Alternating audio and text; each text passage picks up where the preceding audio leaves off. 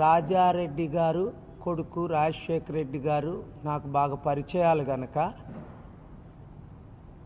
వాళ్ళ ఆత్మతో నేను కమ్యూనికేట్ చేయడానికి ప్రయత్నించాను. అంటే రాజారెడ్డి గారు రాజశేఖర రెడ్డి గారు ఈరోజు బ్రతికుంటే షర్మిలాని ఏ విధంగా అడ్డుకునేవారు అన్న విషయం నాకు బయలుపడింది. రాజకీయాలు అంటేనే అతి దరిద్రం, మోస్ట్ కరప్షన్.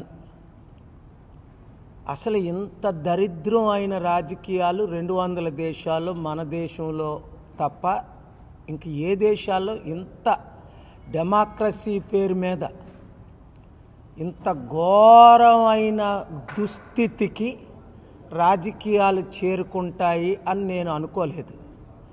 నిన్నట రోజున రాజారెడ్డి గారు రాజశేఖర రెడ్డి గారు ఆత్మ తీవ్రంగా ఘోషిస్తుంది.